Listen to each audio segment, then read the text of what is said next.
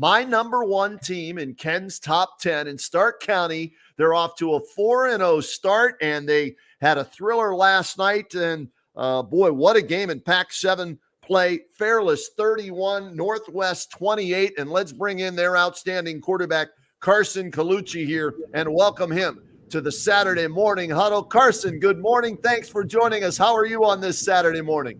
Oh, I'm good. Thanks for having me. Yeah, I bet you're good, man. After last night's game, right? A big win over Northwest, a thrilling win, 31-28. Let's start with the 4-0 start, Carson, because I think a lot of us, and we love Coach Sarbaugh and the job that he's doing there, right, with the Falcons. And you guys had your best year last year, right? 9 wins. You win your first league title since 1979. So, but you came up short in the playoffs, right? So a lot of us were wondering, well, can they follow that up this season, right? Can they do it again? And here you are off to a 4-0 start, answering maybe some of the critics that, yes, we can. What's been the key to this 4-0 start for you guys?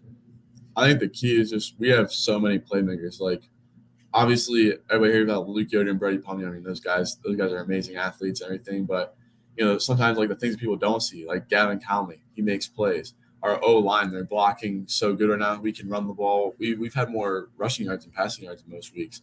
And Peter Kelly and Anthony Steller, they're both running the ball really hard. And our defense has given up, 13 points going to give up 28 against a good Northwest team. But I think just everybody coming together, and we just love playing together. I mean, we all grew up together, and it's just great going out there with my friends and playing football. Carson, I want to get into the game last night. Obviously, a close one. Tight-knit game. We're going to have the play up here on the screen if you take a look here. Walk me through what happens on this touchdown. So this is a goal line, I believe. This is to tie the game at 28. So talk me through not only this drive, but this play right here. Yeah, so we're just coming off the ball. We're firing off, and we saw a little gap there, and our O-line fires off the ball, and there's just a big hole there, and I just got to get my pads down and get 1 yard. Yeah, definitely looked like you're playing a little bit of running back there. Yeah. How big is it to have the O-line on plays like that? Oh, I mean, there was just a hole wide open for me. I just had to get through there, and, you know, there was one guy in the hole, and I just had to push him forward for 1 yard and just tough it out for a play. And then I want to walk through this next play. Now, this one I got a lot of questions about. I think Kenny will have the same. This one sets up your game-winning field goal. I believe it was defined as a double pass, but we'll take a look and you can walk us through it, okay? Yeah, so early in the game we came out in that same formation, and we just threw a little screen over there, and you know we've been having that one in the books for a while now, and you know what a better opportunity to run it. And Luke Yoder, he was a baseball player. He's got a cannon, and Birdie runs a great route. You know, we get down on the 1 yard line, and we're in business. I was going to say, I said, what player did you toss it to that he ends up almost taking your job with that pass? Yeah, Luke Yoder, he was a great baseball player. He used to play quarterback back in middle school for us. So that one's in the playbook. So you know you guys can run that at any time. So is this Coach Sarbaugh just waiting and waiting and waiting for the right time to call that? And I guess it worked to perfection, right? Yeah, it was a great call. Now, how often do you guys practice that? Once a week. Okay, so it's muscle memory, familiarity. You guys, so it's not a big deal when you see that play come in or when that play is called, right? You guys have practiced it enough where you know you guys can execute. Yeah, we have a little trick play session at the end of our Thursday practices, just make sure if we need a play, we practice it and we run it, so it's not a surprise when we call it. Well, your numbers last night, 22 of 28, 273, 2 touchdowns. You also ran it 8 times, 19 yards, 2 touchdowns. You mentioned Luke Yoder, 9 catches, a buck, 1 receiving yards. Brody Pumney, 12 receptions, 181 yards, and a touchdown. Those are all the playmakers you were telling us about, right? You guys can rack it up, and on any given night, somebody can have a big game that maybe didn't do so the week before. Yeah, we have so many playmakers. I think a guy that doesn't get noticed a lot is Gavin Conley and Landon Seal. I mean, those guys, they might not always be the guys getting the ball, but those guys just running their routes hard and doing that type of stuff. They just run guys off, and, you have to respect their speed. I mean, Gavin is just as fast as Brody and Luke, in my opinion. I mean, he's an athlete, he's a playmaker, and he runs his routes hard, and sometimes he might not get the ball, but he's doing the right thing, so those guys can get their looks. All right, Carson, let's take a look at one more play here. This is the game-winning field goal. What are you as a quarterback? I mean, you've done your job at this point. You've set up the trick play, got you guys down to look like about the 5-yard line, about a 15-yard field goal. As this is happening, what are you thinking as this field goal goes down?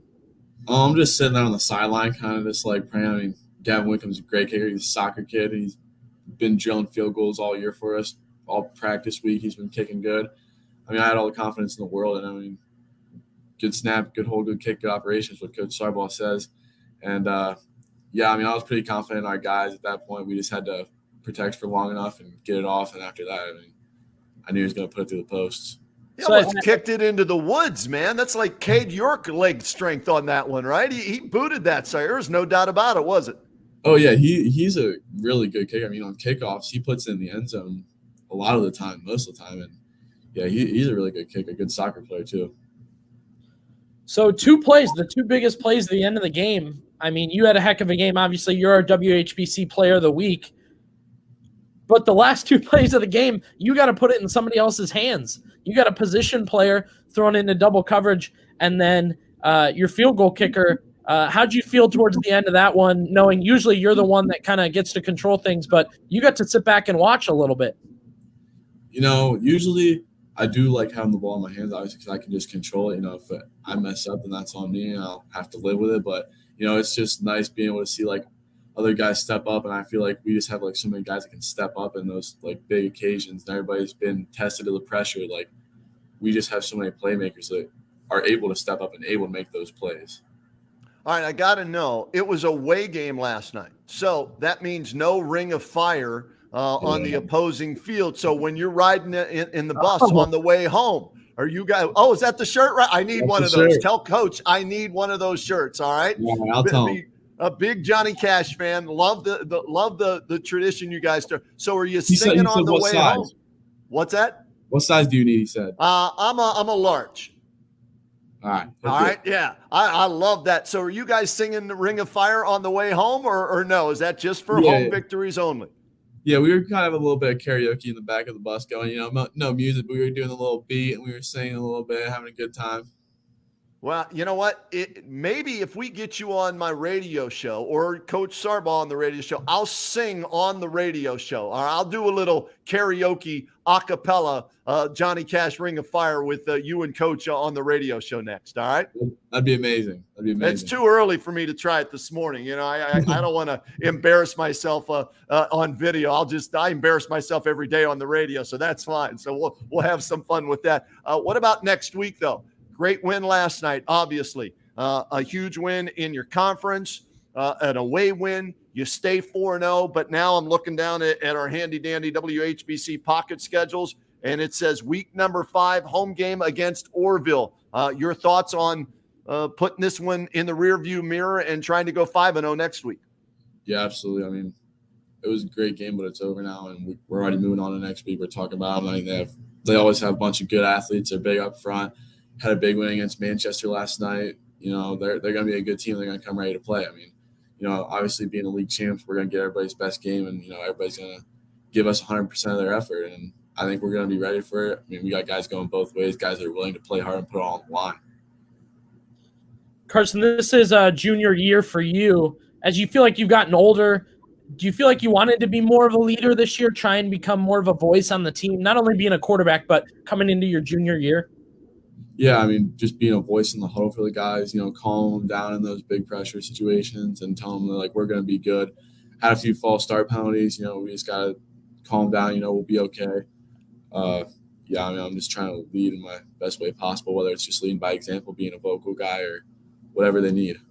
I have to give you some love from what the coach told me last night. Not only was he happy with your play at quarterback, but you're a two-way player as well. And he said you had an outstanding game defensively. I'm curious, as you play in the secondary, how much does playing quarterback help you see what's happening with the other team's offense when you're back there in the secondary and reacting to it? Yeah, it helps a lot because, obviously as a quarterback, you see things that's going on from the quarterback's point of view, but then you see it on their team too, where, backside you have a matchup and you're seeing your outside linebacker all the way inside. He's probably going to run a hitch or an out. He's not going to want to run a slant into that guy. So, you see that and you're thinking in your head, like, I got to be prepared for a hitch or out here. And, you see the quarterback turn, he flips his hips to you, takes his hand off the ball, he's going to throw it. If he keeps two hands on the ball, he's pump faking, you're getting a double move again, something like that. It's just the little things that you see that, relate to both sides of the ball.